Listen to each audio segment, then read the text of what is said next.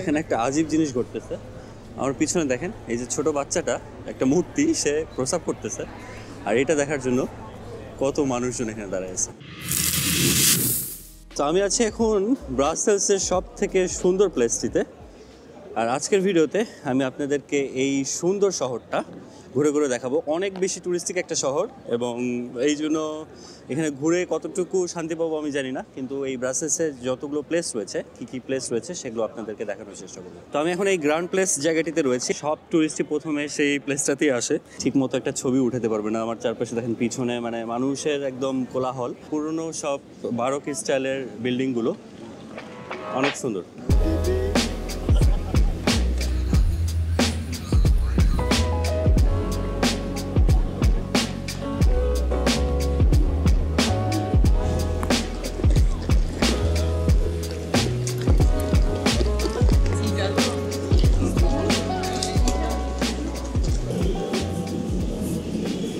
আমি এখন যে জায়গাটিতে রয়েছি, এই জায়গাটিকে বলা হয় Royal Palace of Saint Hubert. আর এটি হচ্ছে ইউরোপের সব থেকে প্রথম মার্কেট ছিল। সো প্রথম 1847 সালে এই যে মার্কেটটি দেখতেছেন, এই মার্কেটটি প্রথম তৈরি করা হয়েছিল। উপরে যে দেখতেছেন এই গ্লাসগুলো লাগানো, সেই গেস্ট মার্কেট বলা হয়ে থাকে।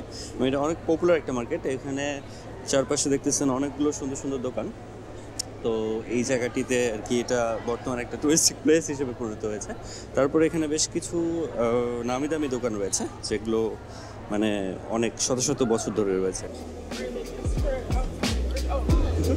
What is this?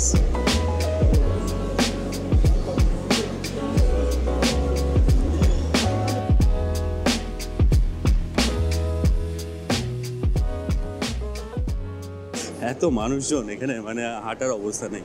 তো যাই হোক, এখানে তিনটা গ্যালারি রয়েছে। একটা হচ্ছে রাজার গ্যালারি, একটা রানীর গ্যালারি, আর একটা বুঝতে পারতেছেন রাজপুত্রের গ্যালারি। তো এখন যেখানে হাঁটতেছে আমরা, সেটা হচ্ছে কিংস গ্যালারি। এটার পাশাপাশি আমরা এখন একটু সামনে খুঁজতে যাচ্ছি যে রাজপুত্রের গ্যালারিটা কোথায়। যত সম্ভব সেটা সামনে হবে। তো আপনারা যদি কেউ এই শহরটি ঘুরতে চান, অবশ্যই এটা মাথায় রাখবেন যে এটা অনেক বেশি touristic, specially in summer time.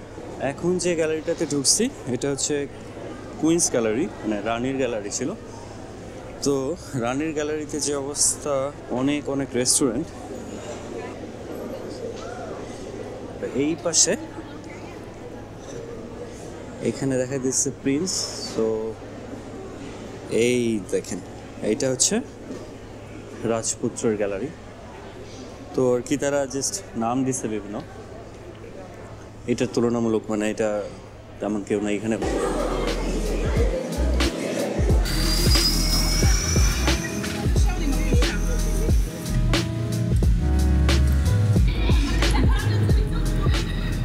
আমার পিছনে এখন এই যে ক্যাথিড্রালটি দেখতেছেন, এই বিশাল ক্যাথিড্রালটি, এটি হচ্ছে ব্রাসেলসের সব থেকে বড় ক্যাথিড্রাল। যে ক্যাথিড্রালটির নাম হচ্ছে মিখাইল অ্যান্ড গুডুলা ক্যাথিড্রাল। আমার প্রোনাউন্সিয়েশন আমি জানি না কতটুকু ঠিক হচ্ছে। এই ক্যাথিড্রালটির ভিতরে এখন যাব, এবং সেখান থেকে আপনাদেরকে এই ক্যাথিড্রালটি কতটুকু সুন্দর সেটা দেখাবো।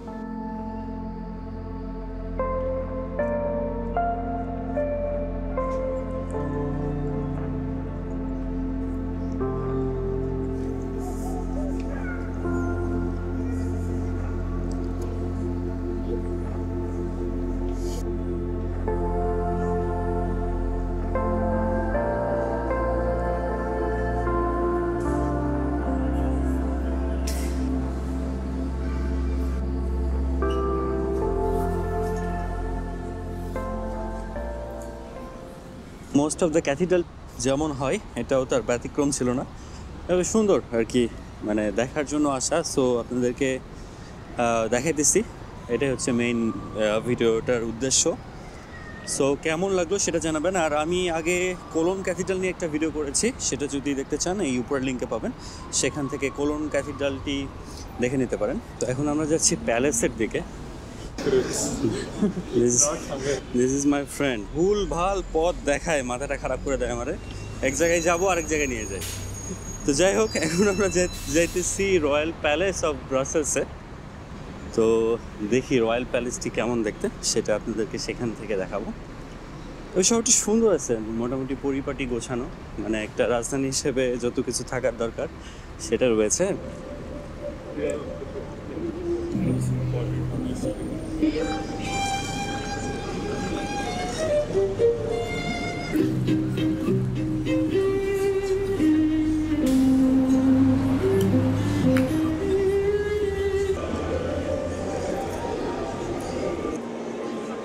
হচ্ছে রেলওয়ে স্টেশন, দেখছেন কত সুন্দর।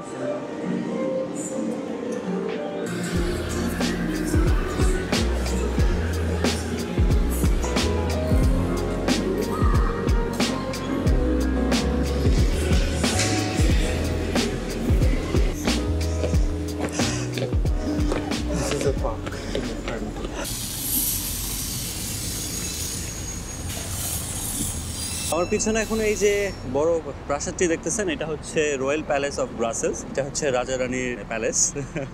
তো তারা এখানে থাকে না, তারা থাকে আরেকটা শহরে আরেক প্রাসাদ রয়েছে, সেখানে তারা থাকে। প্রাসাদটা অনেক সুন্দর এবং এটার চারপাশে আমার পিছনে দেখতেছেন অনেক বড় একটা এরিয়া এবং বিশাল বড় একটা রোড। বাংলাদেশের আপনি যদি এই সংসদ ভবনের সামনের রোডটা চিন্তা করেন, সেরকম একটা বড় রোড, গাড়ি চলাচল করতেছে। কিন্তু ওই যে দেখেন এগুলো ইট দিয়ে তৈরি করা, হেয়ারিংয়ের রোড। তো এটার কারণ হচ্ছে যে আপনি এখানে মানে রাস্তা পারাপার করতে পারবেন, মানুষের জন্য এটা সুবিধা। আর গাড়ি অবশ্যই এই হেয়ারিংয়ের রোডে থামতে হবে আপনি যখন রোড ক্রস করবেন। তো সুন্দর একটা প্যালেস, আপনি বিকালবেলা এসে একটা ভালো সময় কাটাতে পারবেন।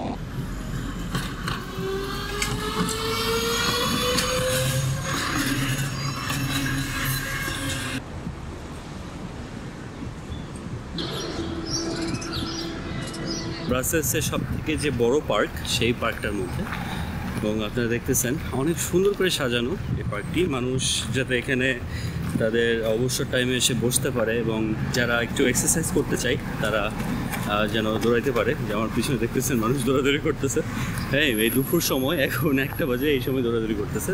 তো ফিট থাকার যে একটা প্রবণতা, এই জিনিসটা মানে ইউরোপীয় যারা মানুষ তাদের মধ্যে অনেক বেশি দেখা যায় আমাদের তুলনায়। এটা অনেক বেটার একটা ব্যাপার আর কি।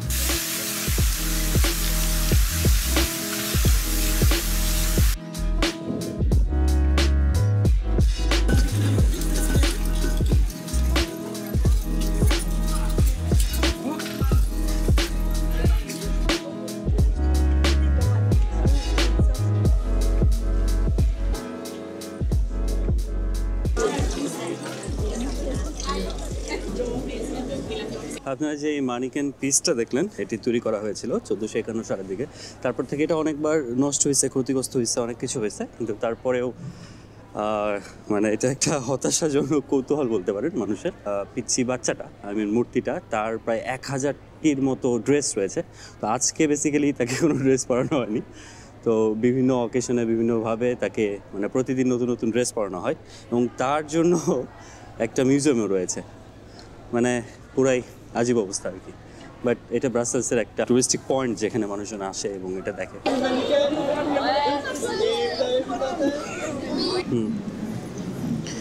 এই ব্রাসেলস আরেকটা জিনিসের জন্য অনেক বেশি বিখ্যাত, সেটা হচ্ছে কমিক। আপনারা অনেকেই টিনটিনের কমিক দেখছেন এবং টিনটিনের নিয়ে অনেক কার্টুন তৈরি হয়েছে, অনেক মুভি তৈরি হয়েছে। এই টিনটিন সহ আরও বেশ কিছু ফেমাস যে কমিক বই ছিল, সেগুলো এই বেলজিয়াম থেকে উৎপত্তি হয়েছে। মানে বেলজিয়ামের এটার জন্য এই ব্রাসেলস এই শহরটা অনেক বেশি বিখ্যাত। অনেকগুলো বিল্ডিংয়ে এরকম সুন্দর সুন্দর কমিকের ছবি আঁকানো রয়েছে আর কি, যেটা দেখলে ছোটোবেলার একটা কথা মনে পড়ে যায় আর কি।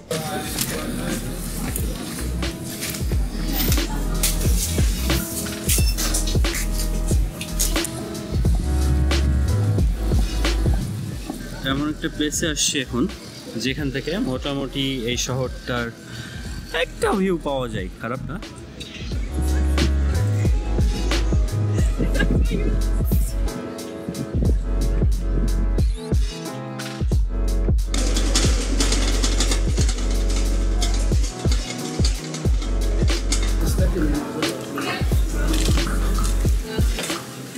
সো এটাই ছিল এই বেলজিয়ামের রাজধানী ব্রাসেলসে যা যা দেখানোর দরকার ছিল সেগুলো দেখানোর চেষ্টা করেছি। ভিডিওটি কেমন লাগলো সেটা কমেন্টে জানাবেন, আর লাইক আর সাবস্ক্রাইব করতে ভুলবেন না।